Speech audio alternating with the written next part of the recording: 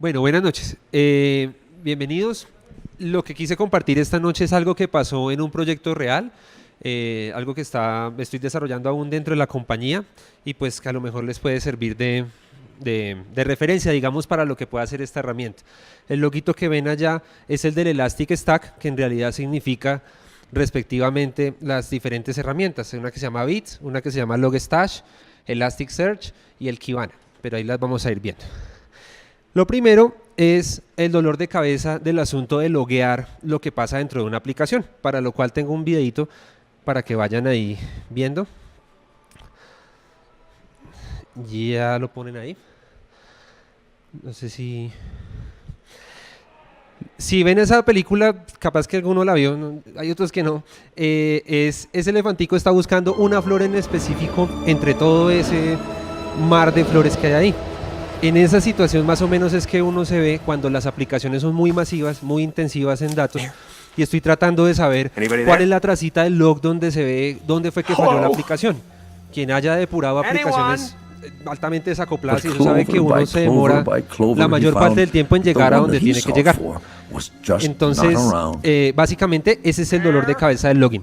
Lo que pasaba hace muchos años con las aplicaciones que eran, digamos, más manualitas, más caseritas, más de la empresa que tiene su servidor, su cliente servidor y esto, era que se tenían archivos planos, básicamente no legibles para humanos fácil, porque tenía una fecha, punto y coma o coma o algo, o pipe, si uno abría eso y no es humanamente muy legible. Entonces uno termina como Horton rogando a ver si en algún lugar encuentra dónde está el null reference exception o dónde está donde me dice código inválido, etcétera. Lo que propone Elastic Stack es básicamente recibir masivamente información de cualquier origen, organizarla de manera que yo la pueda analizar y graficar en tiempo real. Entonces, algo que antes nos pasaba con una aplicación sencillita y de repente me perdí. Antes que nos pasaba algo así, ahora se puede con esta herramienta tener yo mucha certeza de qué es lo que pasa en los logs cuando son intensivos en datos también. O sea, hablamos de teras de información incluso. Entonces, básicamente ahí resuelve uno el bug. Entonces, digamos, ya eran minutitos ahí. Pero básicamente era eso del elefantico Horton. Con eso no se les olvida la próxima vez que depuren un bug. ¿Podemos regresar? Mir, I found you. Y encontré el Mir? bug. Listo. Are you there?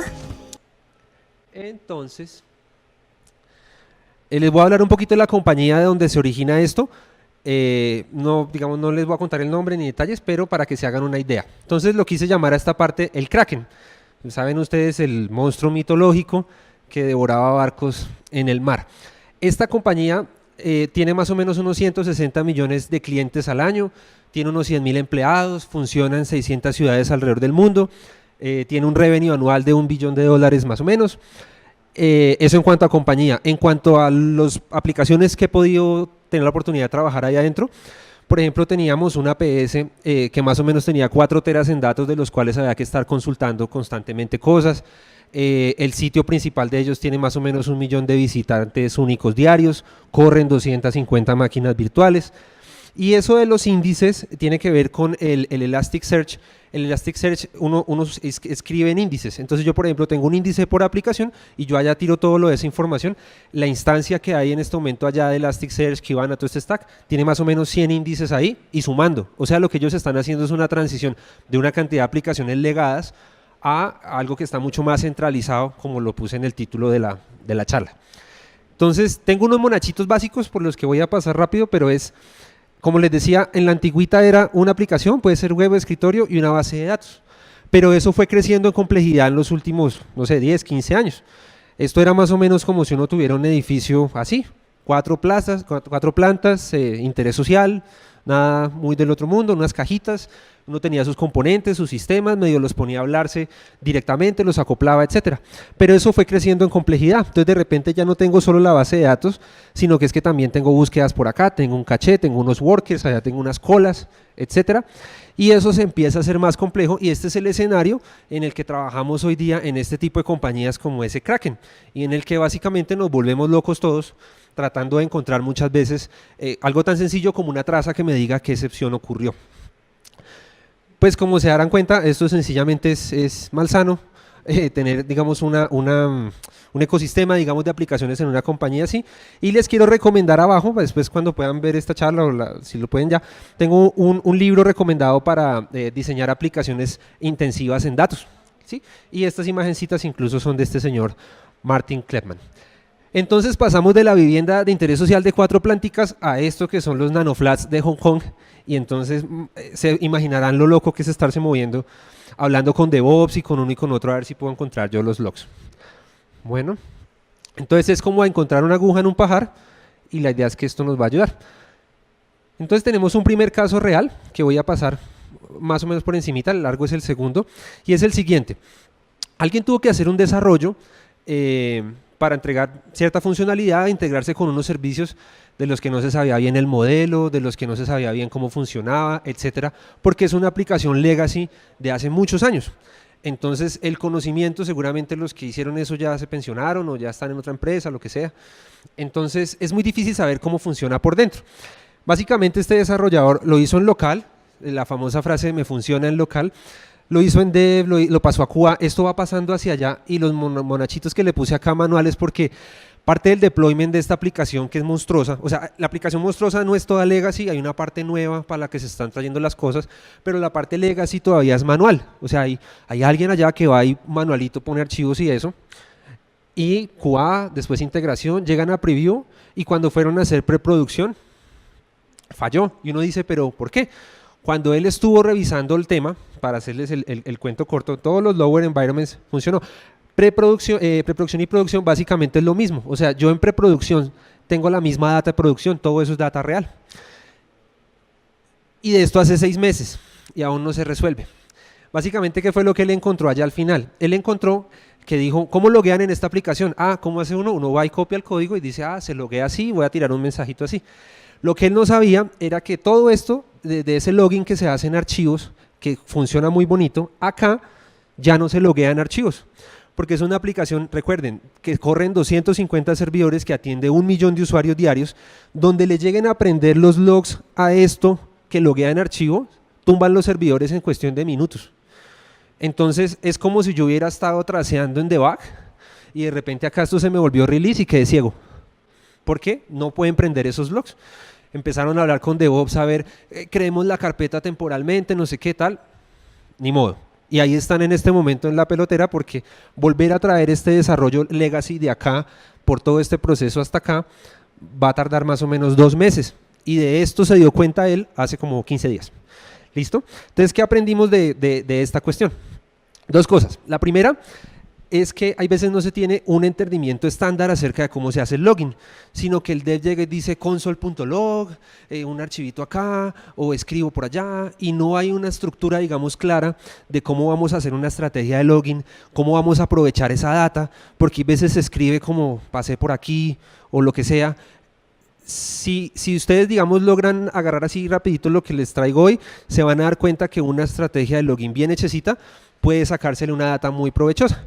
Entonces, claro, él ni siquiera tenía idea que los archivos de login no iban a estar disponibles en producción. Y se fregó. Ese fue el primer aprendizaje. Y el segundo, que es algo que hablamos incluso esta mañana a partir de esta charla, es que vamos a ver si exponemos en la versión más nueva de ese mismo sistema, exponemos un servicio, cosa que él pueda loguear desde allá en el servicio que le pega el Elastic Stack, y nos quitamos encima todo ese problema de que los archivos, de que se llena el servidor, etcétera. Y pues esperemos a ver cuánto tiempo se demora en llegar ese código hasta producción. Ese es un ejemplo sencillito. El Elastic Stack, voy a pasar rapidito, pues yo no vendo de esto ni nada, simplemente es lo que, la herramienta con la que me encontré y había una oportunidad ahí. Y es lo siguiente, miren, está diseñado para ayudar a los usuarios a tomar datos de cualquier tipo de fuente. Entonces está Bits, que básicamente es de un archivito, o escucho de la red. Tienen como adapters, donde el Bits llega y dice, listo, yo empiezo a jalarle datos de ahí. Entonces, de cualquier tipo de fuente, en cualquier formato. Entonces está el Logstash, que básicamente es, yo me jalo algo de acá y de repente no lo puedo usar. Entonces el Logstash me ayuda a transformarlo. ¿Listo? Y después está el tema de buscar, que es lo que hace el Elasticsearch con sus índices. Allá, tanto este como este le pueden escribir acá y él me deja disponible la información. Y por último, analizar y visualizar en tiempo real que es Kibana. Aquí puse algunos otros logos, como Kafka. Esto muchas veces se implementa con Kafka, que básicamente las aplicaciones escriben en los tópicos de Kafka y Kafka por detrás con un adapter le escriben el Elasticsearch a los índices de Elasticsearch. En Elasticsearch, que lo vamos a ver ahorita, hay una sintaxis de esto que no sé cómo se dice, Lucene, en fin, que es como el engine de búsqueda de esos documentos que llegan allá, y sobre el Lucene fue que se construyó todo este asunto de Elasticsearch. Y por último, Kibana, que es la parte bonita, que digamos este tema a mí me gustó mucho porque yo soy muy visual, los gráficos y eso me gusta mucho, porque el mundo está lleno de datos y el reto muchas veces es agarrar esos datos y volverlos significativos. Eso fue lo que se hizo ahorita que les voy a mostrar. Y para eso tiene, por ejemplo, alertas que se pueden mandar a través de Slack con algo que se llaman watchers. Entonces yo agarro un watcher y lo conecto con un incoming webhook de Slack, y entonces cuando pasa algo en un log demasiado crítico, por ejemplo, o yo lo configuro, plum, me puede mandar una señalcita, un mensajito a un canal de Slack. Y por último, en ese sistema también utilizan algo que se llama TLIF mezclado con Opinion Lab, y es que en Opinion Lab la gente dice una cantidad de groserías en su sitio web acerca de las malas experiencias que están teniendo con él, porque es mucha gente. Entonces el Opinion Lab es como un forito de quejas de ellos, y con el TLIF lo que se hace es grabar la sesión de manera que al desarrollador pueda reproducir qué fue lo que pasó con esa persona que comenzó a maldecir porque la tarjeta de crédito no le funcionó, por lo que sea. Todo eso es información que eventualmente, si ellos siguen una estrategia consistente de login, pueden hacer que llegue al Elasticsearch y por tanto visualizar en Kibana, no sé, por ejemplo, cuántas personas permanecen más de tanto tiempo en una pantalla de tarjeta de crédito y a lo mejor saco error, por ejemplo. Todo eso se puede hacer con esto. ¿Listo?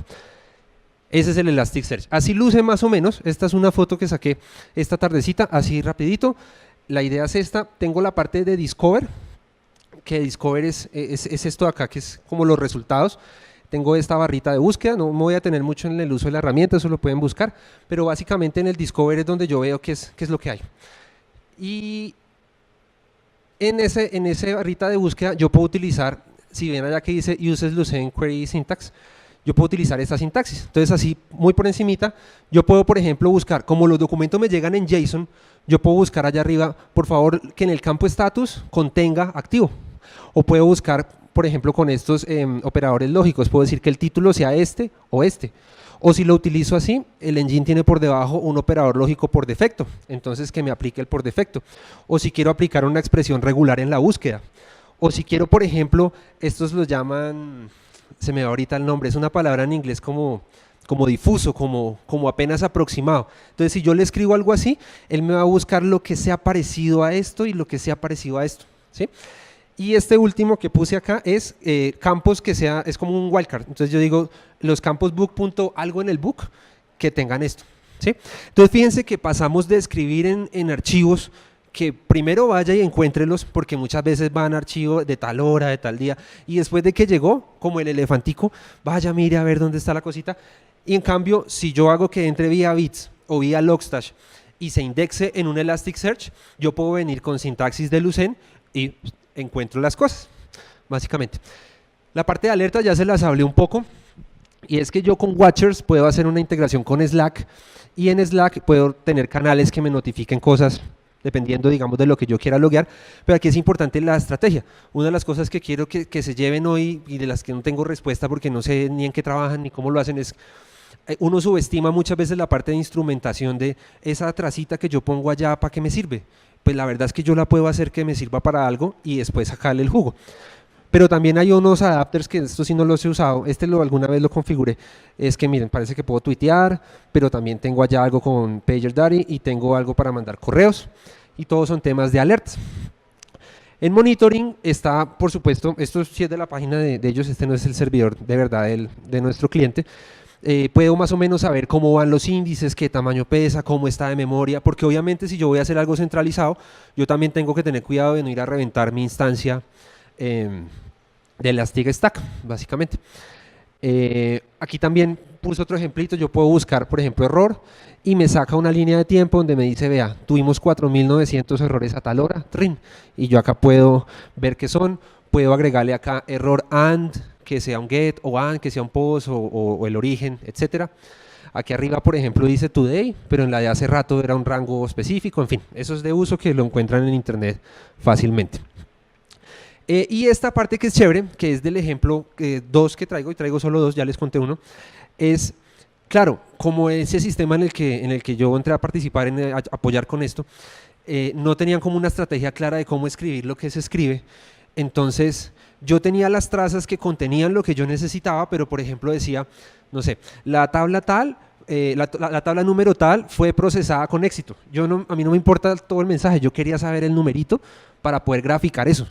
Entonces yo necesito hacer, ¿qué? Pues todos lo saben, un substring, pero hacer substring en Lucene no es tan transparente. Entonces en esta stack hay una cosa que se llama Painless, y Painless es un lenguaje de scripting donde les puse, por ejemplo, el del substring, y entonces yo creo como una especie de campo virtual en el que hago cierta lógica, y hay que tener cuidado con esto porque donde uno, por ejemplo, haga un código que me da, no sé, división por 0 o que me excedo en el límite de un array, pues me va a sacar error y se me va a estallar ahí todo el discovery esto toca hacerlo con mucho cuidado.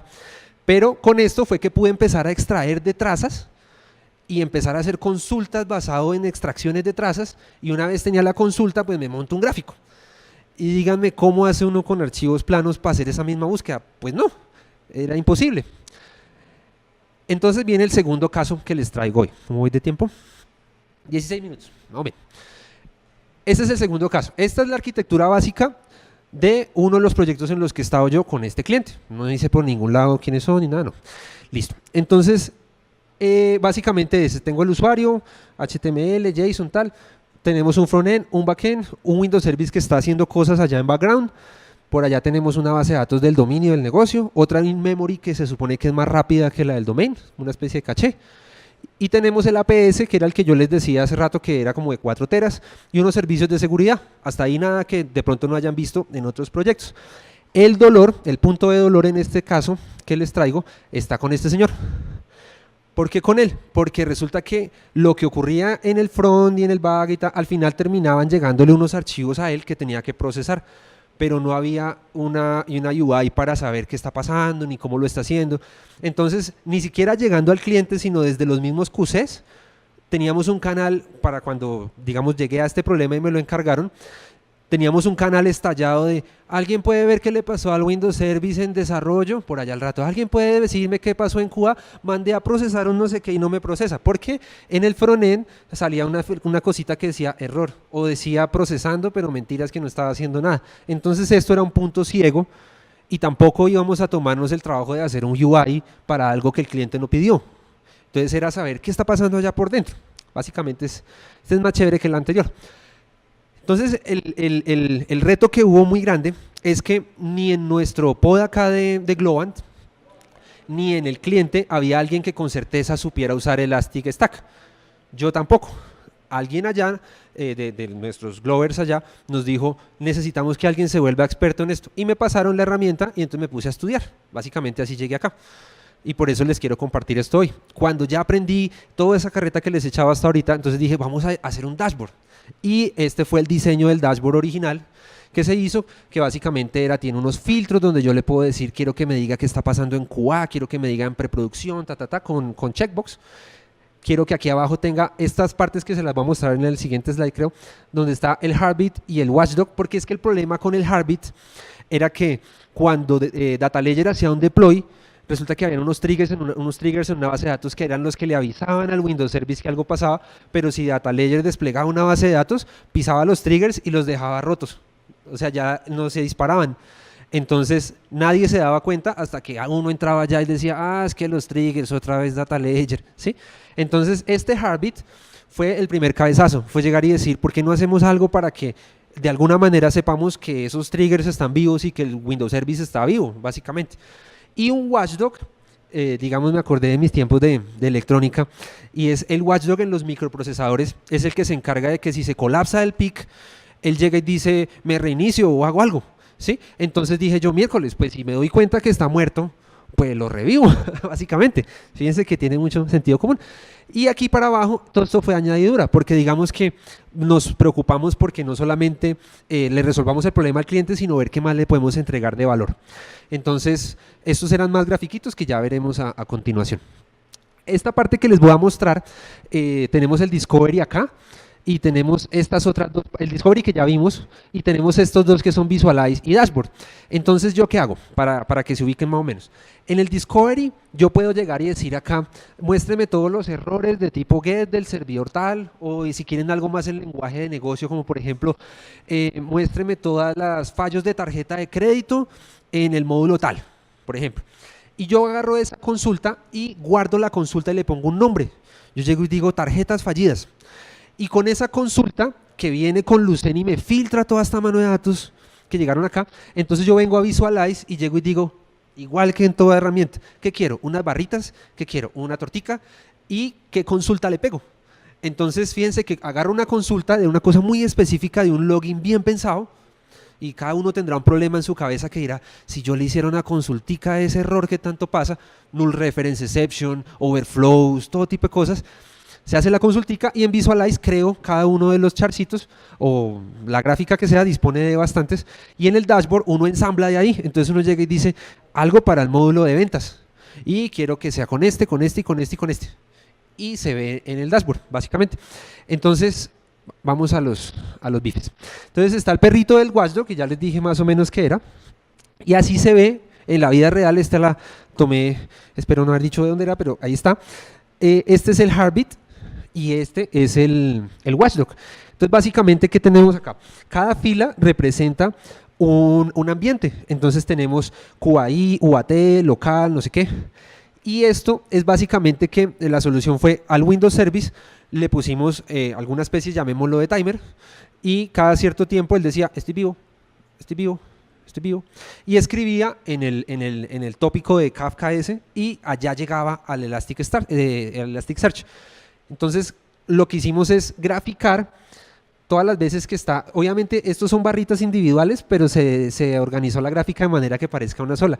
Entonces acá se puede ver que a determinada hora este man vivió, o a determinada hora él, por ejemplo, dejó de funcionar y se revivió allá y volvió a estar arriba. A este le pasó lo mismo.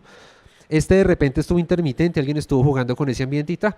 Entonces los QCs tenían acceso a esto. Entonces ya QC que tuviera algún problema de esto, no venía a los desarrolladores porque nos tenían locos diciéndonos, no me procesa, yo no sé qué tal, sino que uno le decía, ¿y ya vio el Heartbeat? ¿Y está vivo? Sí, está vivo. Ah, bueno, listo. Y entonces ya tenía uno más herramientas para esto. Ya les muestro las otras. Y esto básicamente es cuando se pisaban los triggers, entonces él se levantaba solito y avisaba que algo pasó. ¿Listo?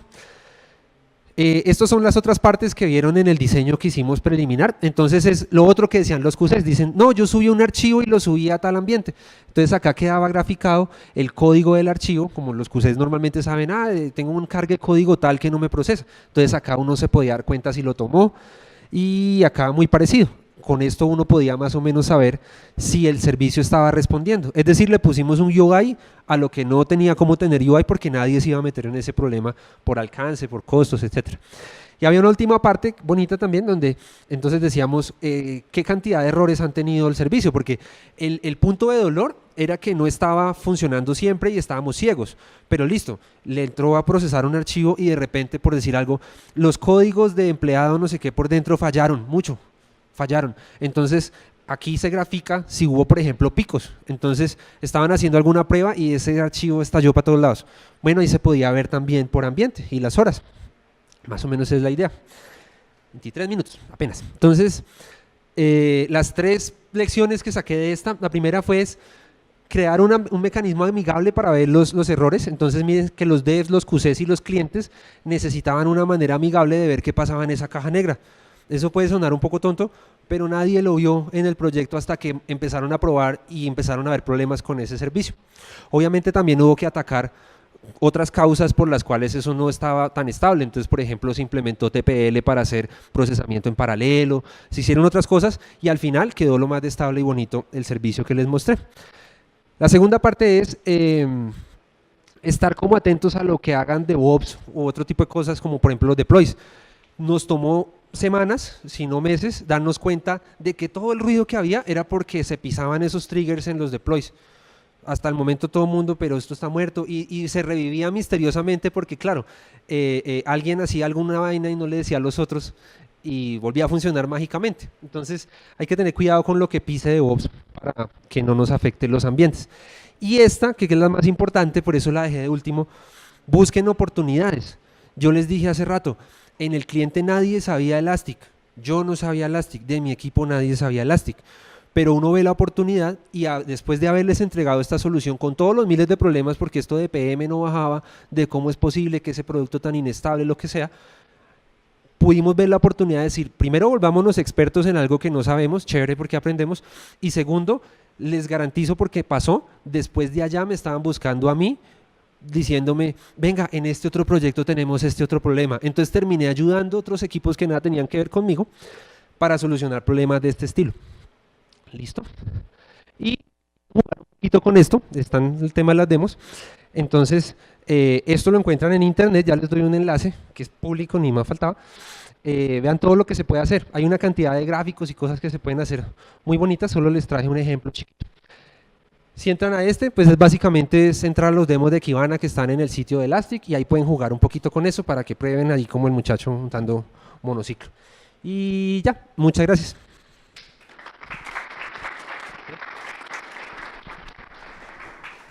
Quedan 3 minuticos, si alguien tiene una pregunta, con mucho gusto.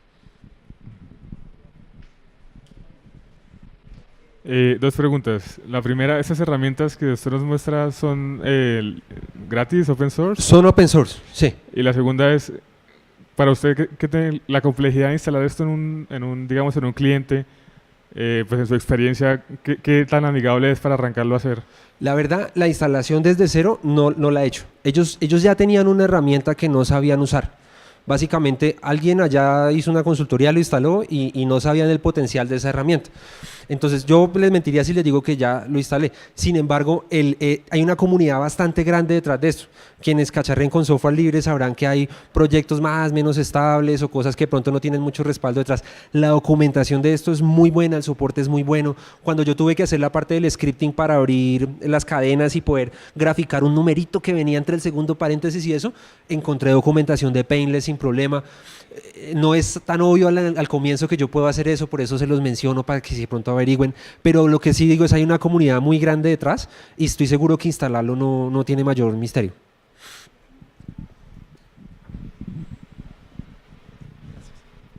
Para realizar tracelog para Apple y Google Play de aplicaciones en tienda.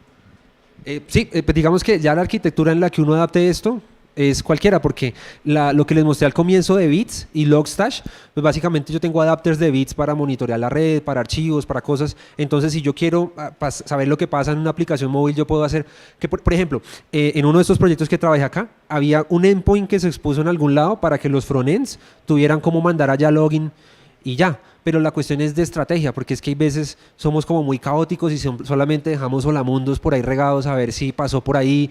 Simplemente es como decir, bueno, ¿cuál es el punto de dolor más grande que tenemos? Tun, tun, tun, listo. Entonces, ¿desde dónde sería más inteligente loguear y eso? Esta compañía, pues por lo grande que es, tiene una cantidad de data enorme, como eso que les conté del Opinion Lab mezclado con T-Leaf. Y es una locura. Entonces seguramente en lo que sea que más o menos me dices de móviles, seguro, o sea, de todo es poner, por ejemplo, a escribir en un Kafka que le haga el connect al Elasticsearch. Y ya. Bueno, muchas gracias a todos. Bienvenidos a Globant.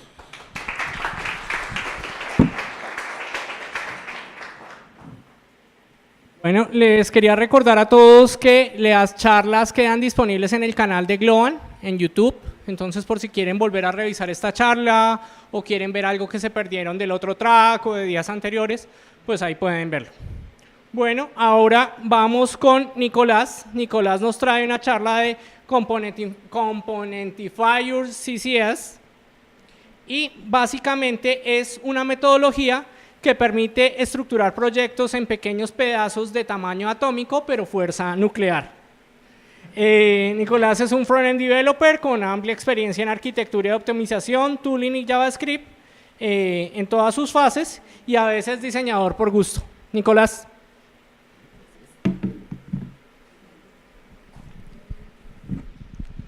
Hola a todos. Bueno, ya me presentaron. Yo soy el que vengo a hablar de CSS en una charla de desarrollo. No me juzguen. Me gusta mucho. Ay, si quieres.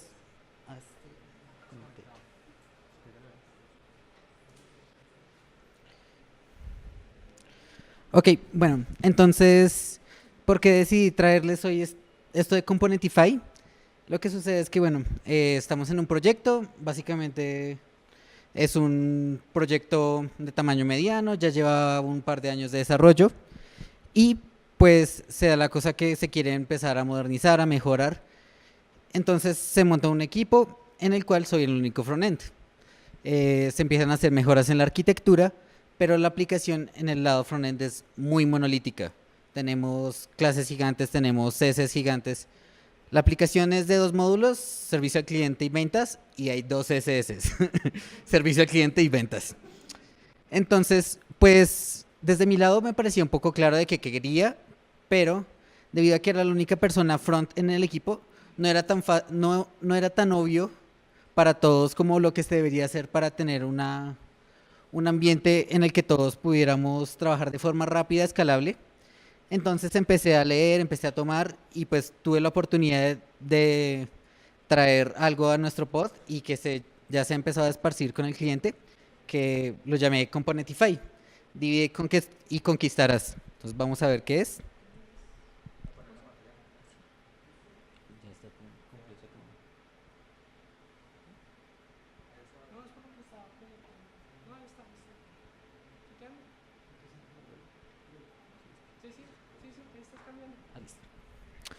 Bueno, entonces, la primera parte, espero que todos tengan una mínima experiencia utilizando preprocesadores, que básicamente nos da la posibilidad, como en un lenguaje de programación, de guardar ciertas cosas en variables. En el momento ya inclusive podemos hacer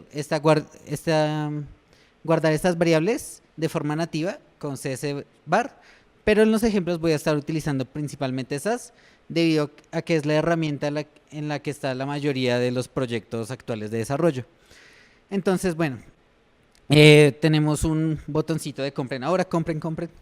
Y pues estos son los estilos que se necesitan para sacar ese botón. Tiene un color, tiene un grosor, un espaciado y un radio. Entonces, ¿qué es lo que queremos hacer?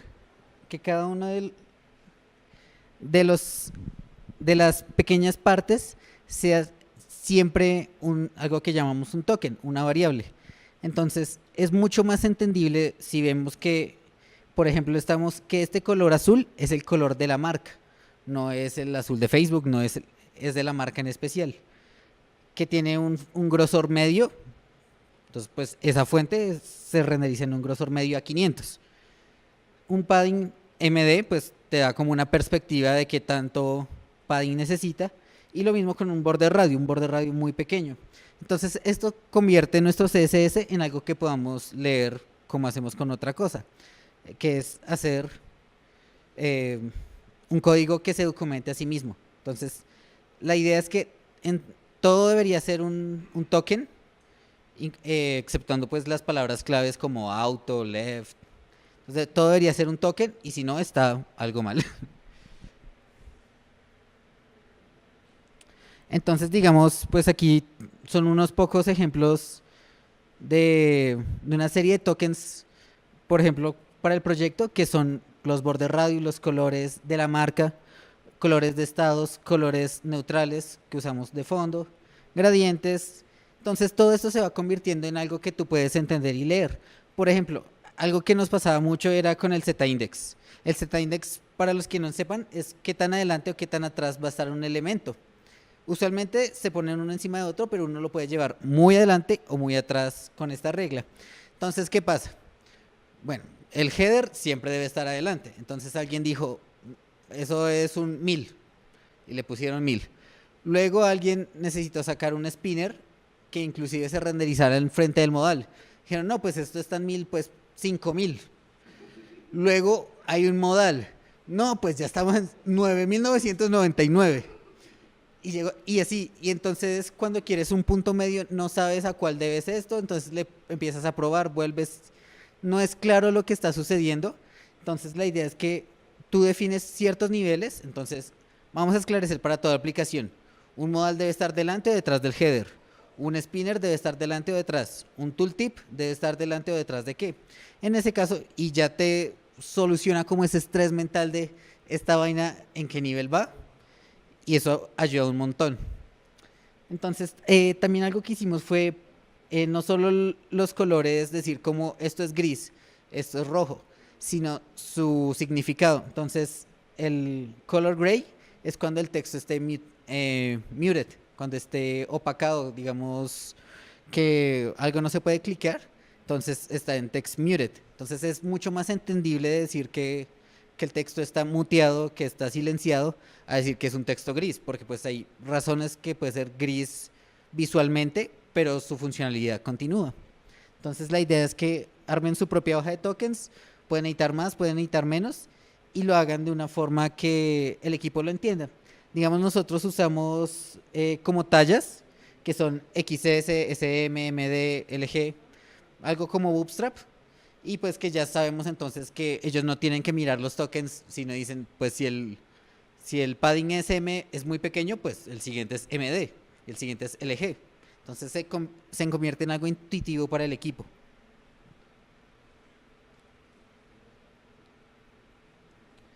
Entonces, bueno, ya tenemos nuestras hojas con tokens, ya solo vamos a usar tokens, y si no, algo está sucediendo ahí. Entonces, empieza pues uno de los problemas con CSS. El proyecto ya tenía muchas hojas de CSS. Cambiar a Style Components no era un esfuerzo menor. Y entonces, pues, ¿cómo vamos a solucionar que lo que estemos creando no vaya a ser conflictivo con nuestros elementos alrededor? Entonces, es algo que ya lleva trabajando un tiempo, me ha gustado, me ha dado resultados, que es una metodología de nombramiento de CSS, que se llama BEM. Entonces, es por bloque, elemento y modificador. Entonces, ¿qué es un bloque? Un bloque es un elemento que tú puedas comprender. Por ejemplo, un header. Un header, punto header. Entonces, dentro tenemos ciertos elementos. Tenemos el logo, tenemos quizás un botón de búsqueda, el desplegable. Entonces, cada uno de esos van a ser Entonces, lo que vamos a hacer es como un namespace. Vamos a meter todos que cuando nos referimos al icono, nos referimos al icono del header. Cuando nos referimos a la búsqueda del header. Entonces quedaría como header, 2 rayas al piso significa elemento, header icon, header 2 rayas pisos icon. Entonces no va a haber como esa probabilidad de que se choque con algo más que que probablemente se va a llamar icon. Entonces lo mantienes en tu espacio. Entonces tenemos los modificadores. Puede ser por acciones del usuario, puede ser por estados especiales o puede ser por visualizaciones especiales que necesitamos mostrar algo diferente. Por ejemplo, tienen un botón, pero si el usuario ha estado más de 15 minutos sin hacer nada, el botón ya está inactivo. Entonces, lo que vamos a hacer es tener header, nuestro icono, __ desactivado. Entonces, eso va a cambiar la forma que se está renderizando y pues es claro cuál es su propósito. Entonces no vamos a tener botón desactivado porque alguien más puede tener un botón desactivado en otro lado, pero se va a renderizar diferente. Entonces la idea es mantenerlo de forma de evitar las colapsiones y de forma que, de nuevo, pues sea código autodocumentado. Aquí tenemos un logo de una empresa. Entonces pues tiene un título, tiene un texto, por alguna razón eso dice alfa y esto es media. Creo que esa palabra nunca nadie la volvería a utilizar, media es súper única. Entonces, pues, ven los problemas. Al otro lado, tenemos logo caption. Entonces, entendemos que va a ser un logo con un contenido. Usualmente yo lo trato de mantener a 2 palabras. Esto sí es una práctica personal, no lo van a ver en ningún blog. Entonces, porque pues 2 palabras le da como la suficiente especificidad para que no colapse contra otra cosa. Entonces ya sabemos que pues va a haber la imagen, que va a tener un título, va a tener una descripción y esa descripción además en este caso va a ser soft. Entonces esto es mucho más claro que decir alfa. Pues sí, va a tener una opacidad, pero significa que le estamos dando como un modificador, una esencia suave. Además de que lo que sucede es que con BEM es mucho más sólido hacer CSS que si lo haces basado en elementos, en concadenar, digamos que el segundo div a la derecha y alguien movió un div y se les dañó el layout.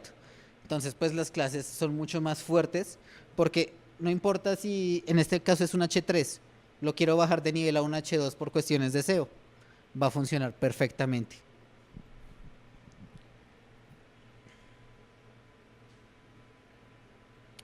Entonces, esta fue la parte donde tuvimos más ir y venir, porque no es algo muy claro, pero que se va haciendo, se va sentando al sentido de cada equipo. No se tienen que preocupar porque tener una super definición súper única, que hay casos que caen zonas grises y no se preocupen. Esto es una metodología, no es un castigo, ¿no? No tienen que sufrir usándolo, que es el Atomic Design. ¿En qué se basa?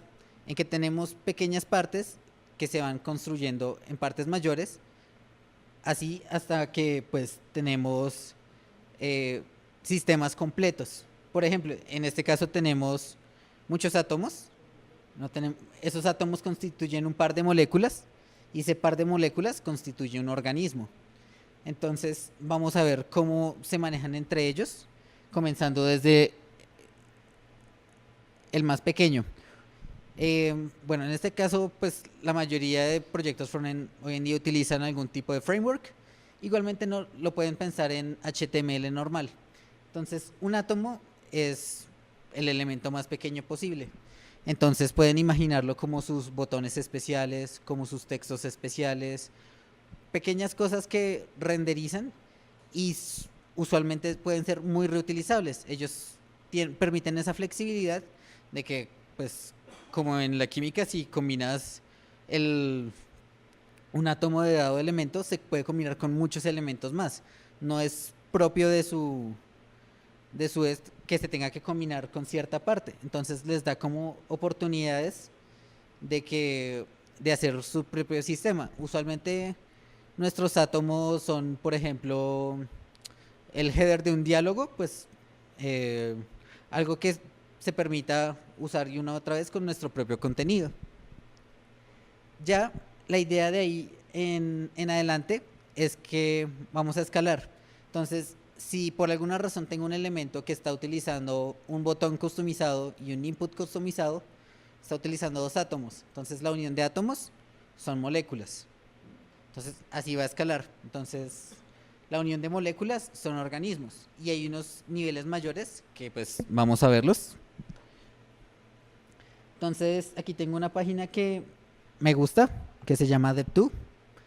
Entonces, aquí tenemos como los niveles posibles, desde el átomo, moléculas, organismos, plantillas y páginas, que usualmente pues es lo que renderiza un sitio completo a la vez que pues el usuario puede ver. Entonces, digamos, tenemos la página. La página en este caso es el home, que el home contiene pues mi perfil, unos tags, la lista principal de posts y como información alrededor de eso. Todo eso, todo el home es una página. Entonces ahora tenemos templates, que podría ser en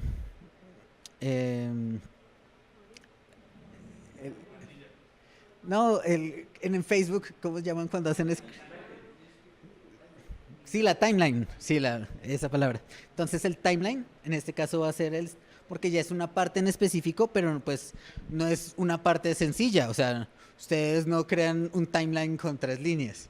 Entonces igualmente es una plantilla porque pues si la miran, la timeline la pueden ver digamos en muchos lugares al final de los posts, pero tiene una construcción compleja. Entonces vamos a un organismo, que en este caso sería cada post. Cada post está constituido por, en el caso de ser la principal, con una imagen, título, el autor. Vemos muchas de estas cosas que constituyen un post. El siguiente nivel son las moléculas. Las moléculas nos permiten discernir los elementos. Entonces, digamos, aquí ya vemos que esto es como la información principal, esto es información de autor y del post, y esto ya es como interactividad. Entonces, pues tenemos los likes, salvarlo, Tim Smith escribió eso, y la información del post como tal. Y ya vamos a lo más pequeño, que son los átomos, que por ejemplo, si vamos a la parte de reacción, sería cada uno de estos. No tiene que ser un solo elemento, no tienen que renderizar un solo nodo, sino algo pequeño que tenga significado por sí mismo. Por ejemplo, los likes, los comentarios, la fecha de publicación y un botón de salvar. Entonces, pues, cuando van yendo de pequeño a grande, va a permitir que ustedes hagan cosas turbo porque pues van a decir, no, esto es una plantilla, pues ya. Ah, pero voy a crear otra cosa, pero también tiene likes, pues ya no lo necesito rehacer. Tomo los likes y pues simplemente le paso la información para que se renderice como necesita. Entonces, pues a veces tenemos muchas discusiones en el code review, como les decía. Esto es de cada equipo, no se preocupen, no tiene que ser perfecto. Y es sobre todo de, ¿esto debería ser un átomo o es una molécula? O simplemente, digamos, crearon un div con algo, ¿deberíamos dejarlo así o deberíamos meterlo dentro de una molécula? Dentro de un átomo. Entonces, pues, algunas cosas que pienso sobre debería ser un átomo es que lo podemos reutilizar de alguna manera. Sí, entonces, pues, probablemente es un átomo. Aísla alguna funcionalidad. Por ejemplo, teníamos un mapa y cada celdita del mapa podía disparar un pequeño tooltip, pero para saber, digamos, si la cajilla del mapa estaba activada, había mucha lógica detrás. Entonces tocaba revisar muchas cosas del estado.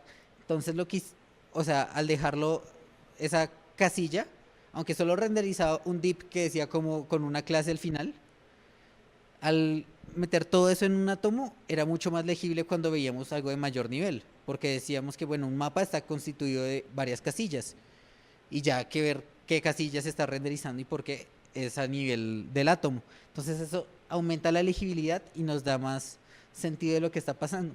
Entonces eso es lo que pasaba, que tiene su propia semántica o función, que el elemento por sí solo puede estructurarse si es posible. Aumenta la legibilidad. Hay veces que son elementos muy largos o que pueden ser sencillos, pero no son claros qué es lo que hacen.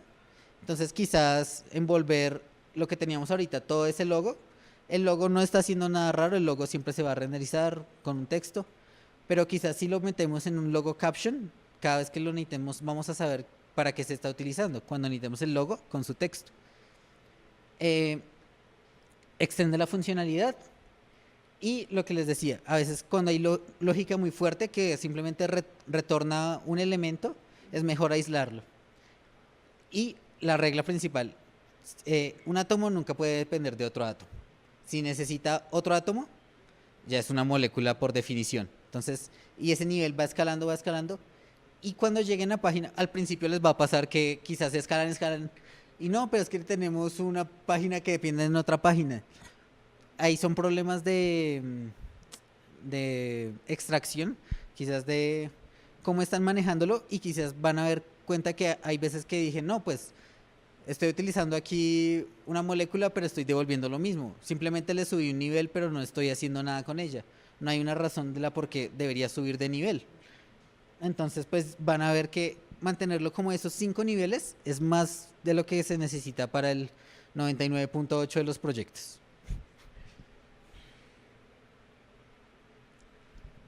Entonces ya tenemos nuestras clases CSS, ya sabemos cómo dividir nuestros componentes en Angular, en React, en lo que quieran. Y empieza un problema, que hay casos muy normales, que creas una funcionalidad y solo esta funcionalidad necesita un espacio a la derecha. No necesita absolutamente nada más. Entonces solo necesitas crearle una clase BEM, crear el archivo CSS, importar ese CSS y agregarles el espacio a esa clase CSS. Súper facilito. Entonces, no lo es. Entonces, hay veces que queremos facilitar la vida. Entonces, ¿qué es? Y como tenemos un sistema propio que son los tokens, entonces, ¿cómo creamos ese sistema en cosas que pueden ayudar a los desarrolladores? En especial, como les contaba en este proyecto, soy el único frontend, entonces pues las cosas eran más divertidas para mí, porque a veces pasaba eso. Nico, necesito un espacio a la derecha. Y yo, dame un segundo, import.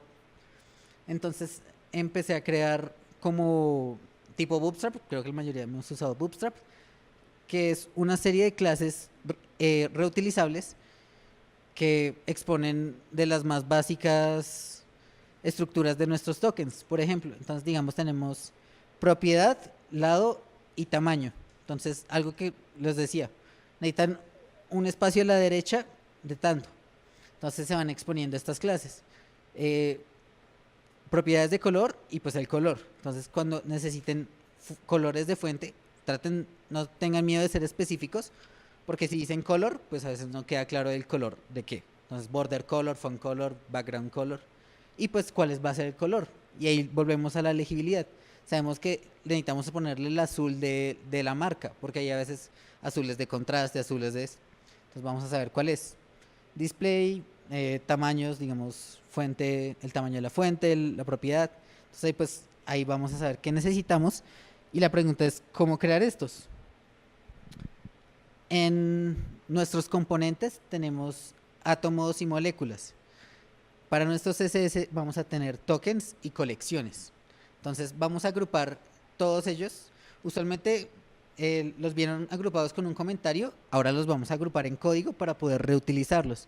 Entonces tenemos, por ejemplo, los lados, arriba al lado izquierda, los tamaños de fuentes. Entonces van a tener como su nombre y pues cuál va a ser su propiedad. Entonces vamos a agrupar los colores, los pesos, los displays, los tamaños, y ya van a ver para qué vamos a utilizar eso.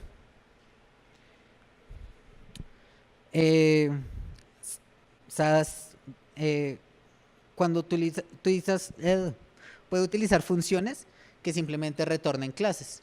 Entonces, por ejemplo, aquí estamos haciendo son loops. Entonces, de hecho, esta es la manera en la que la mayoría de frameworks CSS son creados. Ellos crean como ciertas cestas y empiezan a iterar a lo loco sobre eso y crean 3000 clases de utilidad y un CSS de 2 megas para que les alineen 2 columnas al mismo lado. Entonces esto es algo similar que vamos a hacer, y como son nuestros tokens, es algo que ya hemos utilizado, algo que ya conocemos, las clases van a ser mucho más intuitivas, van a ser amigables, y pues los tamaños todo van a tener relación. Por ejemplo, sé que siempre que voy a utilizar MD son un rem, por ejemplo. Entonces MD es un rem en todo lado y voy a comprender esto. Entonces aquí estamos con los colores generando, con los tamaños de fuentes. Y si quieren volverse locos, pueden empezar a anidar loops y van a crear cosas. Digamos, aquí están los lados, derecha, arriba, izquierda, abajo. Entonces ahí va a generar, por ejemplo, margin left, margin top, margin right, margin, y una clase margin no más que va a generar todo el lado. Y con esa misma los colores, entonces border left rojo, border left azul, border. Entonces podemos anidar esto para crear como nuestro pequeño propio framework, y pues esas pequeñas clases de utilidades las van a ver aquí y allá. Pues sí, yo sé, entonces dirían como, no, pues si me voy a hacer mi propio framework de CSS, pues instalo Bootstrap. Y pues sí, yo también lo hice. Entonces, si sienten que es demasiado, lo es. Pero no desacrediten esas clases que le van a hacer a su equipo pues trabajar mucho más fácil, y no se preocupen por el peso. No, pero es que creé 40, 50 clases, estoy utilizando 2. Hoy en día tenemos métodos de borrar toda esa basura. Yo he tratado muchos y me he quedado con que puedes purgar tus pecados y tu CSS.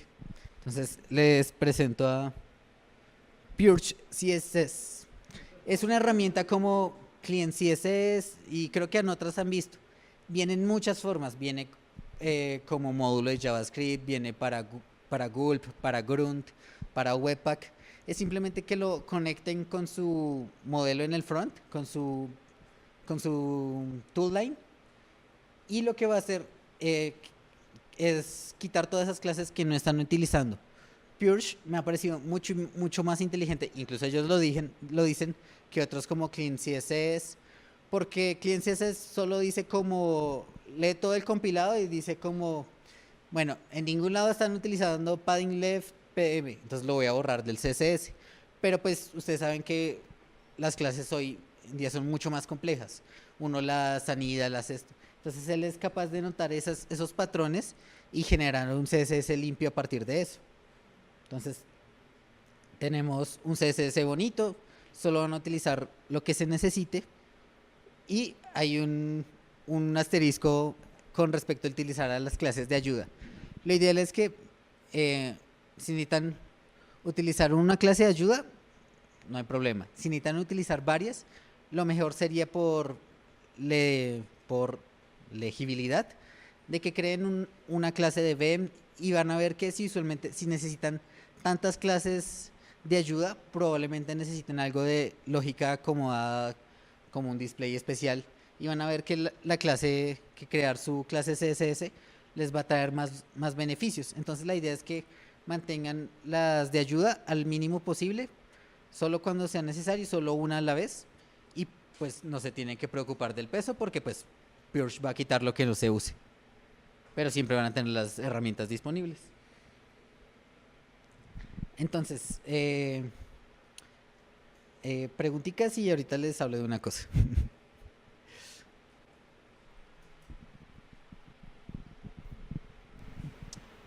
Buenas tardes. Yo lo vi muy similar a manejar como componentes en React o generar como un componente tipo Angular. Yo he trabajado pues React, Vue, Angular. ¿Qué diferencia habría generar los CSS así como los comentas que se pueden hacer y cómo podría yo integrarlos con un proyecto en Angular que ya tiene, digamos que su forma de escalar y codificar los CSS? Bueno, yo pensaría que sí, es algo similar. La diferencia es cuando tú decides de crearte un componente. Entonces, porque, digamos, cuando yo entré al se dividía en componentes presentacionales y funcionales. Y la verdad es que a este punto la lógica de los frameworks no funciona así. O sea, no puedes excluir lo que se ve de lo que hace, porque realmente son dos partes similares. Entonces, puedes empezar a crear simplemente carpeticas de nuevos componentes. Lo bueno es que como es simplemente una metodología de trabajo, es algo que podemos hacer en el tiempo. Voy a crear un nuevo componente que muestra la hora. Pues ya no voy a crearlo como no sé, container, component, sino ya lo voy a crear como átomos, moléculas, y voy a hacer lo mismo en el BEM. Entonces vamos a hacer una transición lenta, que es mucho más fácil que venir y decir al cliente un día, bueno, desde hoy vamos a hacer BEM, así que necesito 3 semanas para cambiar todas las clases. No lo van a hacer. Entonces pueden comenzar en pequeño. Yo creo que es algo que simplemente se va a ver en el cambio de cómo se escribe. Entonces no necesitan pedir como de que estamos cambiando una herramienta, sino es una metodología, es algo que se puede empezar pequeño y se puede llegar a grande y pues les va a solucionar muchas cosas chéveres. Bien. Nicolás. Bueno, dale. Al inicio de la charla hablabas de que lo ideal, por ejemplo, para los valores era que todo valor estuviera guardado como un nombre que lo describiera, como el desactivado, ¿cierto? Excepto pues el auto y así. Pero digamos en el caso de los valores numéricos, por ejemplo los píxeles, ¿cómo se abordaría el tema de que el valor numérico es infinito? Entonces digamos hay 8 valores, ¿sí? O 8px, 9px hasta 16px. Entonces para crear un valor como desactivado, luego menos desactivado, un poquito menos desactivado, en ese caso, ¿cómo se haría para definir y guardar esos valores o hasta qué punto? Bueno, usualmente los tamaños son los que más grandes se ponen, o sea, en la escala de que hay varias posibilidades y van a ver que un sistema que se mantiene es un sistema armónico. Digamos, pues aquí entra lo de desarrollador. Digamos, yo tengo una escala de fuentes y una escala que se llama 3 a 4 para usar las fuentes. Entonces, digamos, si una fuente, digamos la fuente base es 16, entonces el siguiente nivel es 21, porque es una proporción 3 a 4 de la otra. Entonces van a ver que va a ser algo armonioso y créanme, usualmente con esa serie va a ser suficiente para la mayoría. Y hay casos especiales como un max width o algo raro. No sé, lo que insisto, no deben sufrir con cada uno de estos, pero traten de acomodarse. Si necesitan un 15 píxeles y hay un 16 píxeles, usualmente hay alguna razón muy rara de ser un borde o algo que que no están pensando de forma que se acople al sistema armonioso. Créanme, usualmente les va a funcionar los que están ahí, y si no, es que están tratando de negarse al sistema. Nicolás, gracias. Bueno, vamos con la última charla del día.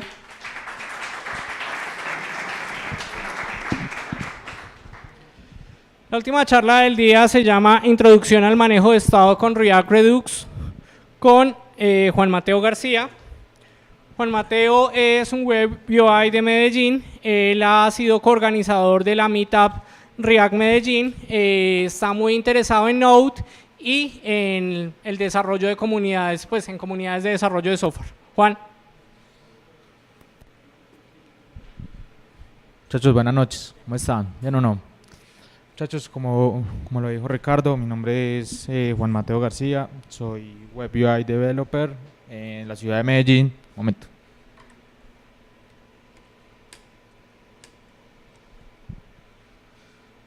Soy Web UI Developer en la ciudad de Medellín y soy coorganizador de React Medellín, que es una comunidad pues, que invita a las personas a que, gracias a empresas como Globan y otras empresas grandes del mercado, pues puedan compartir espacios y puedan aprender cosas nuevas.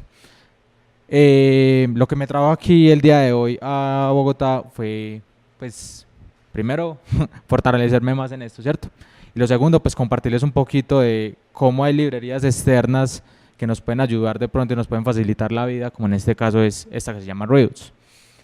Entonces, básicamente, para entender cómo nos puede ayudar Redux, vamos a saltar de pronto cuando estábamos aprendiendo a hacer alguna aplicación o si de pronto estábamos haciendo una aplicación medianamente compleja. Entonces es posible que si estábamos haciendo una aplicación medianamente compleja nos encontráramos con alguno de los patrones que les voy a mostrar a continuación.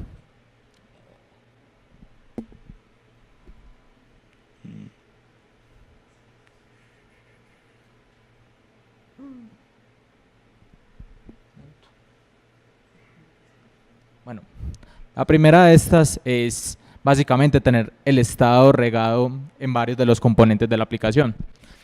Eso pasa mucho, digamos, cuando estamos haciendo aplicaciones sencillas en las cuales tenemos componentes con funciones y en cada una de ellas tenemos, digamos, información o interacciones que podemos asumir.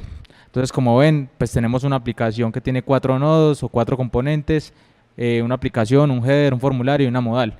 Y en cada una de ellas, por alguna regla del cliente o por alguna historia de usuario, pues tenemos que guardar información ahí. ¿Cuál es la dificultad en este caso? Imagínense, por ejemplo, que tengamos una aplicación de 40 componentes y nosotros tenemos un dato en particular que queremos utilizar y pues la persona que desarrolló el componente posiblemente ya esté en Australia o en otra parte lejos y ya no ni siquiera nos podamos comunicar con él.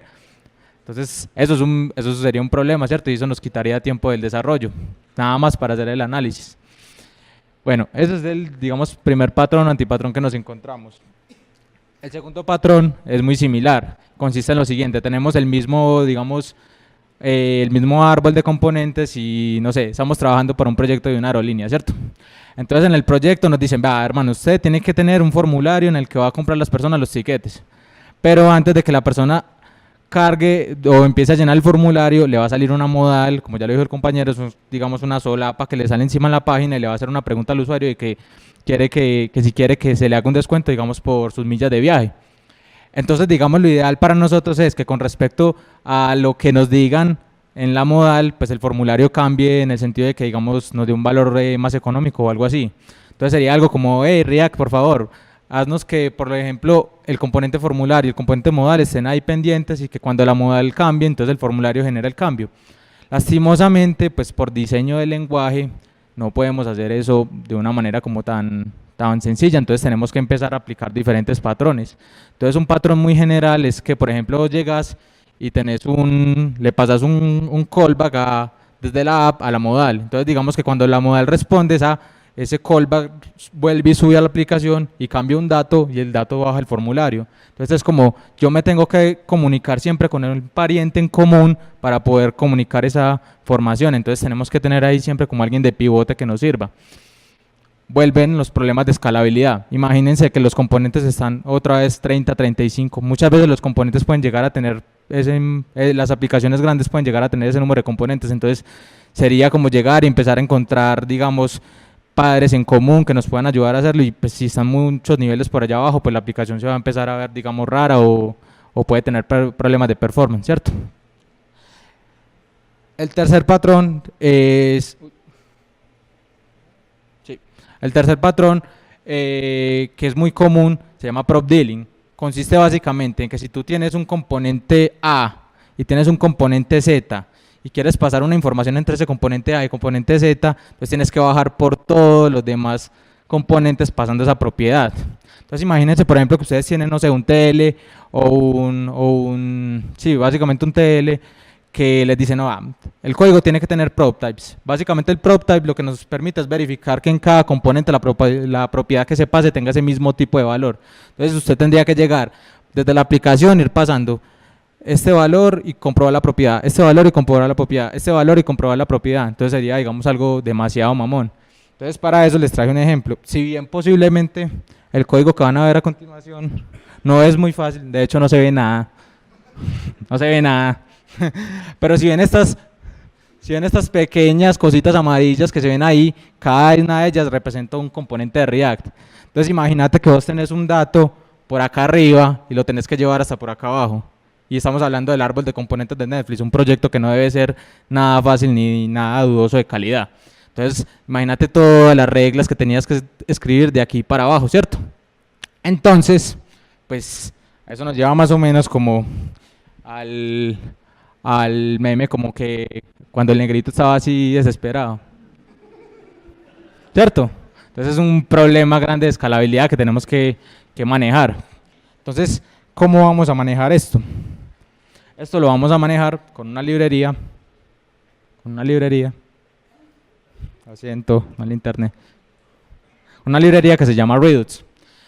Redux es una librería que fue desarrollada por Dan Abramov y Andrew Clark, que son dos desarrolladores del core de Facebook, nada más y nada menos, pues los muchachos, que básicamente lo que nos va a ayudar a lidiar a nosotros es manejar esa lógica del estado global.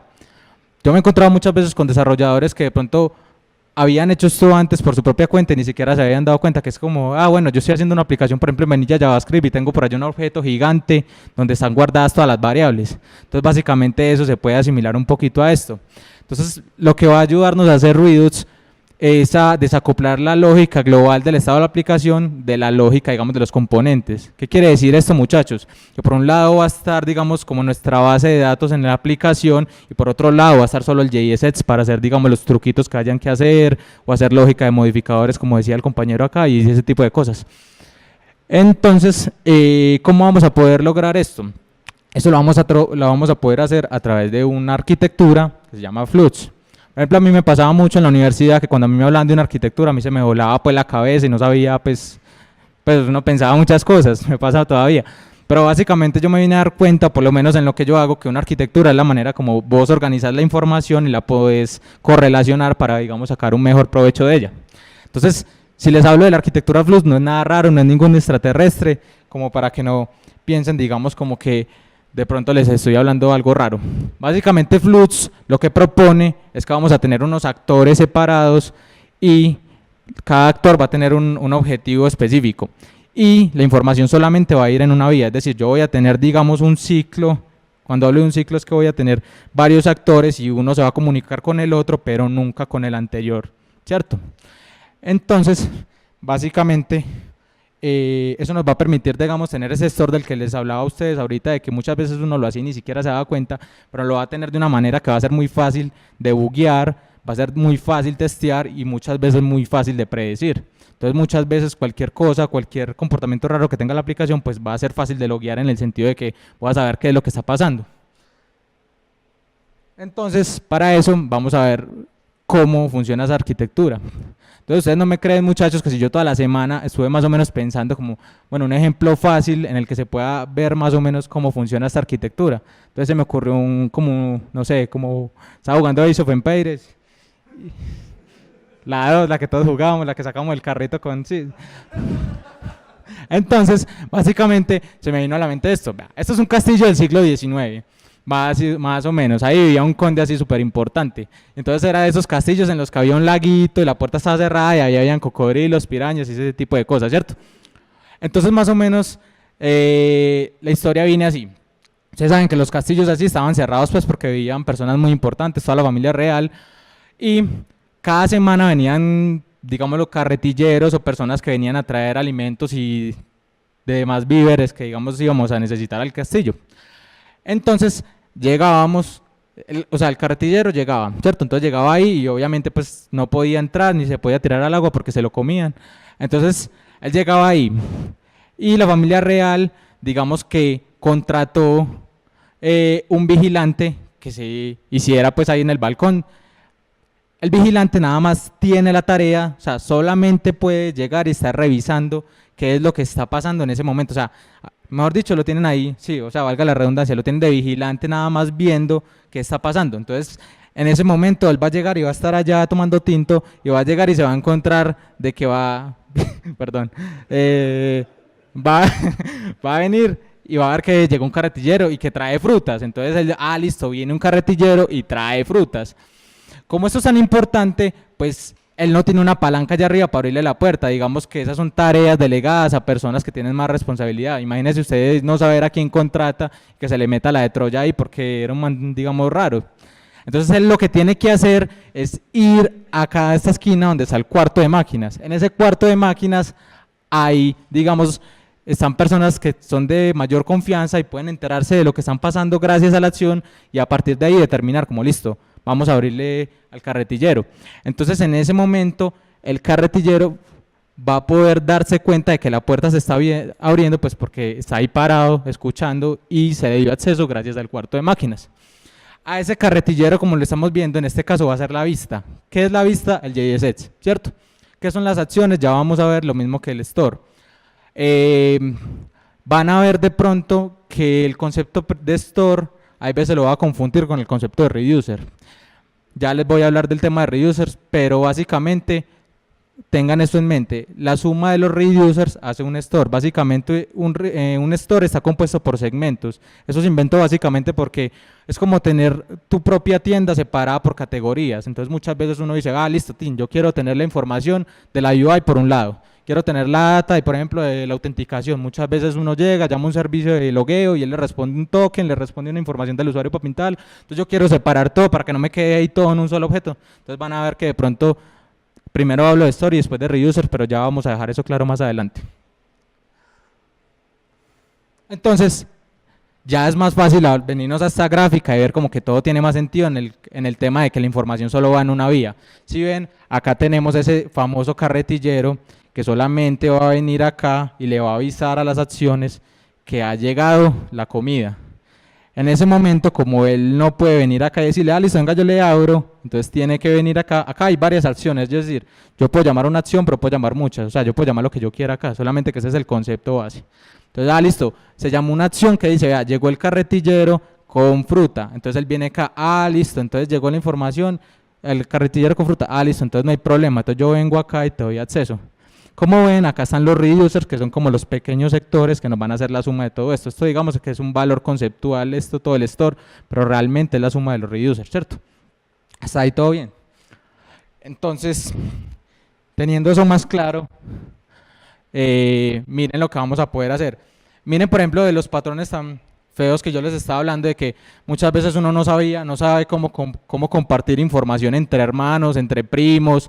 Entonces uno tiene que venir a hacer trucos acá, pasar un callback acá, después volver a subir. Entonces imagínense todo ese pobre árbol de componentes de React haciendo todas esas cosas de una, pues obviamente, pues por más que sea el Virtual DOM no va a funcionar de la mejor manera. Entonces, cuando yo le explicaba a mis compañeros hay veces de cuál era el concepto del store o de la suma de los reducers, como le decía, es como si uno tuviera como una pequeña base de datos en la nube, donde usted en cualquier momento del componente que usted quiera, usted llega y ve y se pega esos datos y los obtiene ahí mismo, no tiene que ir a hacer datos raros ni cosas raras para enterarse de cosas que están pasando, ¿cierto? Entonces, teniendo más claro eso, imagínense que ustedes, por ejemplo, el día de mañana lo llaman, no sé, de Netflix, lo llaman de Spotify, los llaman de LinkedIn, una empresa así súper guau. Y les dicen, vea, les vamos a hacer una prueba así súper importante. Ustedes tienen que hacer la aplicación más tesa del mundo, así con meros retos y que tiene que ser súper escalable. Entonces ustedes llegan y están así todos motivados y dicen, listo, la vamos a hacer. Entonces yo voy a hacer así muy teso, una aplicación to-do list, o sea, lo más teso del mundo, ¿cierto? Realmente es muy chistoso porque si bien es una aplicación que digamos es muy fácil de hacer y si ustedes se meten en un tutorial a aprender cualquier lenguaje, framework para hacer single page application, sea Vue, sea Angular, sea React, sea Svelte, todas esas, a ustedes siempre le enseñan a hacer más o menos esto. ¿Qué pasa con esto? Esto tiene un montón de casos de uso que usted puede utilizar normalmente en una aplicación y usted no se da cuenta. O sea, usted acá está guardando información a través de un formulario, está pintando datos a través de los datos almacenados, puede eliminar cosas específicas a través de un ID y uno cree, no, esto es una bobada, pero realmente eso sirve muchísimo, se lo recomiendo como mensaje parroquial. Entonces, vamos a hacerla, ya hablamos con los TL, ya hablamos con todo el mundo, estamos súper motivados así y vamos a decirle, listo, vamos a meterle ruidos a eso, ¿cierto? Entonces llegamos y armamos todo el equipo, pedimos todo lo que necesitábamos, nos ponemos así todos hackerman, ¿cierto? Entonces ya venimos y decimos, bueno, vamos a llegar al concepto de lo que este man está hablando acá, Cháchar, vamos a ver cómo se asemeja a eso ya en código, en lo que a nosotros nos interesa como desarrolladores, ¿cierto? Entonces, tenemos el primer problema. Si volvemos al formulario, a la aplicación que tenemos, digamos que el primer caso de uso es, la persona tiene que poder escribir una tarea y enviar un formulario, ¿cierto? Entonces, ¿cuál sería, digamos, el motivante que tenemos que hacer? Necesitamos algo que nos diga que se va a enviar un formulario y necesitamos ese valor del formulario, ¿cierto? Entonces ahí es donde viene el concepto de lo que es una acción, que en este caso para nosotros era el vigilante, ¿cierto? Una acción yo lo pinto muchas veces como si fuera una notificación, porque lo único que él hace es como ser un intermediario para notificar que algo está pasando y que posiblemente vaya a llegar información al respecto. Entonces básicamente una acción es tan simple como esto, eso no tiene ninguna cosa rara, es un objeto normal que se está exportando, pues esto lo puede poner al final si quiere, pero simplemente esta propiedad es obligatoria, porque yo tengo que saber qué es lo que se está, o sea, si yo llamo una acción, yo puedo llamar una acción eliminar, puedo llamar una acción agregar, puedo llamar una acción modificar, y pues yo tengo que tener un identificador que me permita saber a mí cuál es la característica que se está llamando. Como valor adicional yo puedo pasarle un valor payload, que básicamente lo que va a hacer es decirme como, hey, necesitas mandar datos al store, listo, entonces vamos a mandar ese valor. En este caso, si ustedes notan, yo siempre, digamos que yo cada vez que presione Enter, independiente de que copien el teclado o no, siempre se va a mandar ese valor de comprar vegetales. Entonces eso no es nada útil, o sea, eso no me sirve para nada porque entonces no estoy mandando valores dinámicos, o sea, tengo una aplicación que agrega tareas que siempre agrega la misma tarea, no me sirve. Entonces eso nos lleva, digamos, al siguiente reto. El siguiente reto que tenemos es, necesitamos mandar esas acciones, pero necesitamos que esos valores sean dinámicos, no pueden ser valores quemados. ¿Cómo puedo hacer yo esto?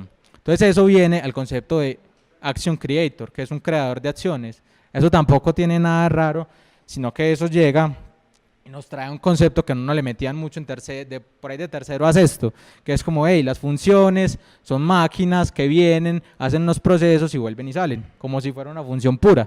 Entonces toma unos valores de entrada, hace unos cambios dependiendo de lo que usted quiera hacer dentro de la función y él retorna. En este caso es tan simple como, yo simplemente tengo una función, acá está escrita en ECMAScript 6 y en ECMAScript 5 por si de pronto alguno no tiene problemas con eso. Vamos a tomar una función que recibe un valor dinámico y simplemente vamos a retornar el mismo objeto de ahorita, pero con ese valor dinámico.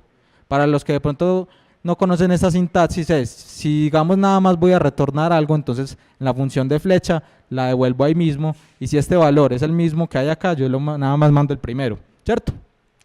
Entonces, ¿qué estamos haciendo ahí? Estamos enviando el valor del formulario con un valor dinámico, entonces ya el store va a poder determinar como, hey, me van a llamar, como en el cuarto de máquinas, recordemos el cuarto de máquinas, me van a poder llamar, me voy a dar cuenta de que están agregando una tarea y que posiblemente hay un valor que me va a servir para yo almacenarlo.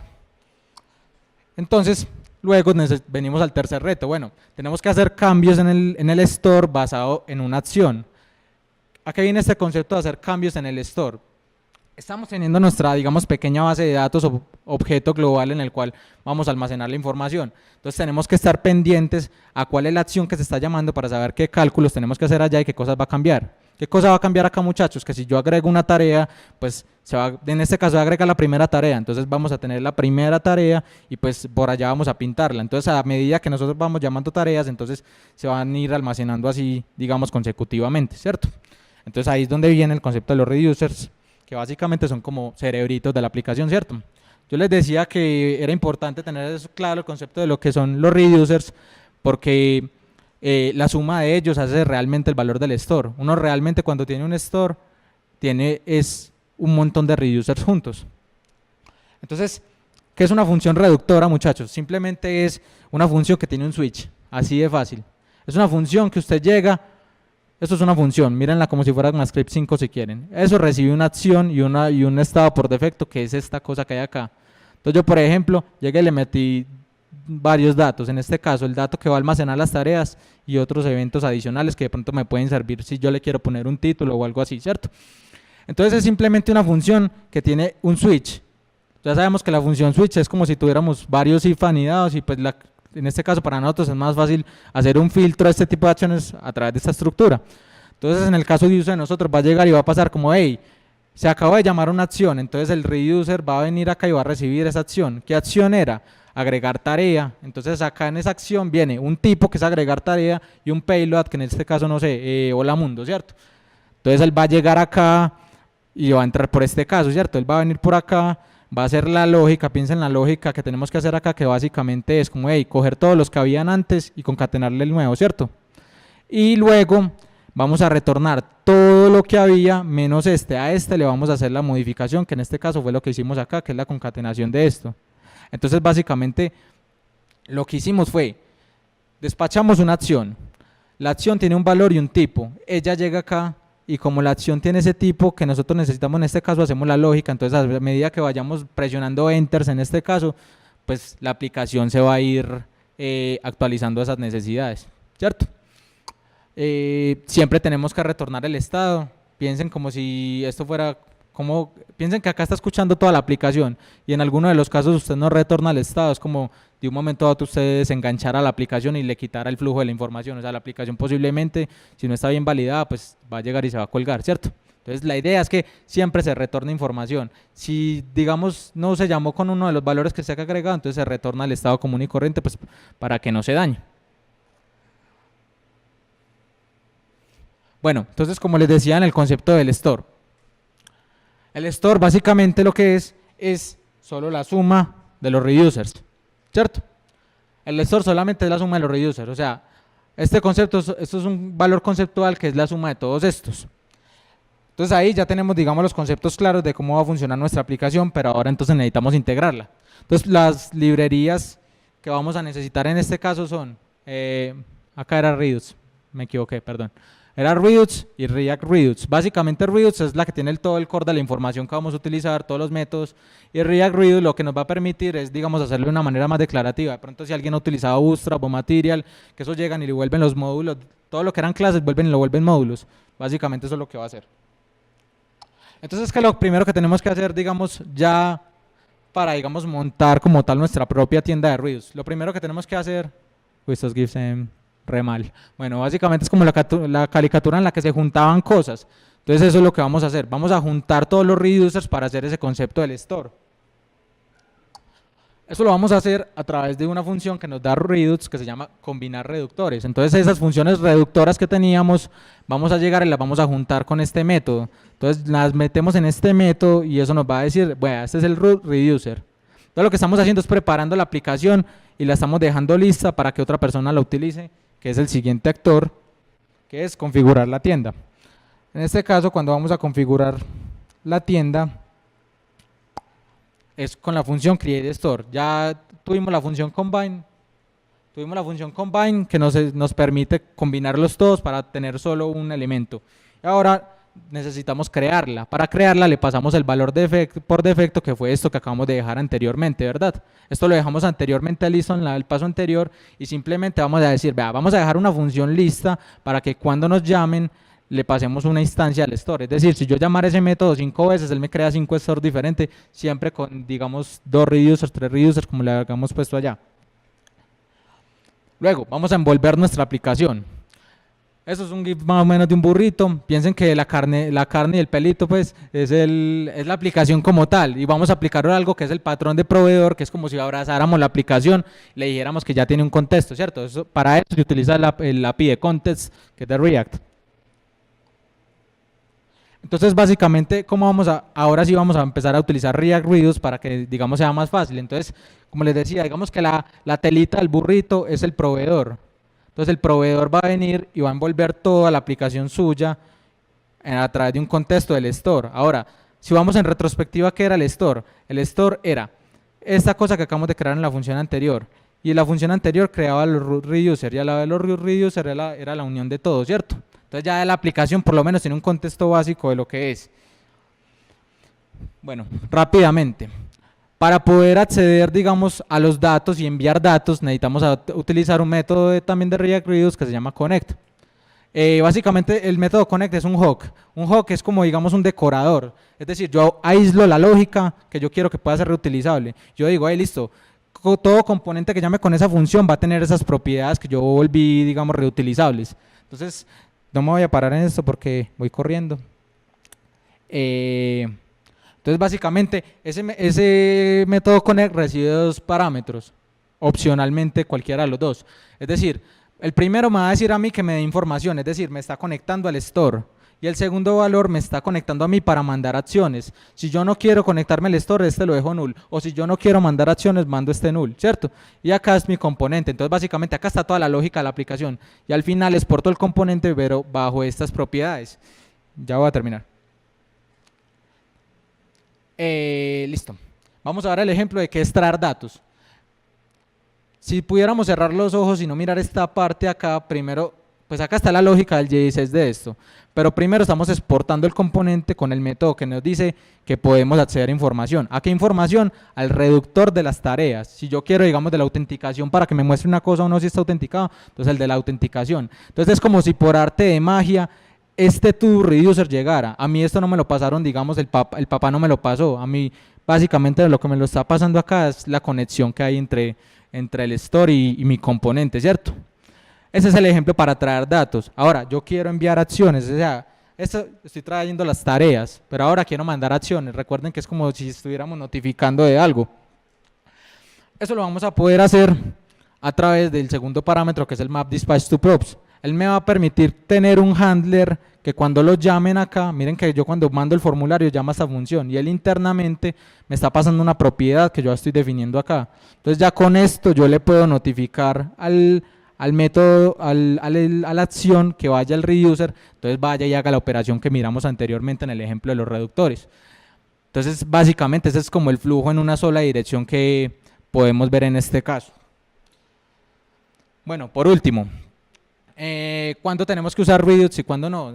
Muchas veces se recomienda que empecemos a construir la aplicación, pero no le metamos Reduce de una. Muchas veces uno quiere como, hey, vamos a hacer una aplicación muy simple y le metemos Reduce. Entonces yo doy un ejemplo que eso es como matar una cucaracha con una bazooka. Digamos, vos no tenés un problema tan grande de escalabilidad en el sentido de que no tenés. Entonces, digamos, cuando, por ejemplo, vos estás pasando propiedades entre más o 3 o 4 componentes, posiblemente necesites Reduce. Cuando necesitas comunicación inmediata, es decir, no necesito que pases propiedad, no, directamente le puedes pasar con Reduce. Y posiblemente cuando esa lógica de los datos se está volviendo muy compleja en el sentido de que tengo muchos datos por ahí regados, también es posible que necesitemos Reduce. Y ya, muchachos, eso es todo. Básicamente, si tienen una duda, con mucho gusto.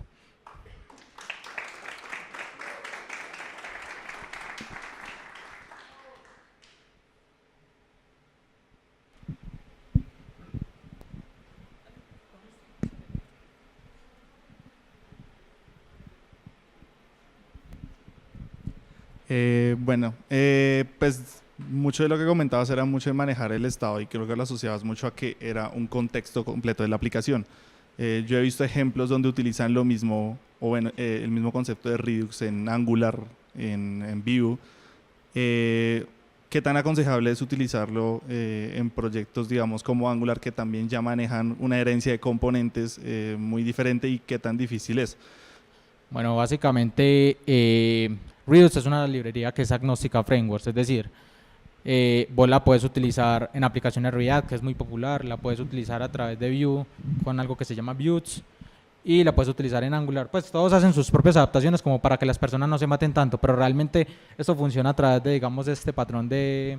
Es parecido como las observables en el sentido de que los componentes se suscriben y se suscriben. En este caso no lo estamos viendo en el sentido de que como tenemos un módulo que está haciendo todo por nosotros al conectar la aplicación, pero básicamente si vos cogieras la librería al pelo así y en el component did mount la suscribieras y en el component did mount la desuscribieras, la podrías utilizar tranquilamente. Se puede utilizar en enfoques con vainilla JavaScript, incluso con jQuery y también así.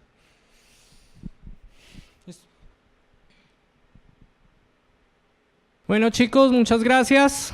Un aplauso por favor a Juan Mateo.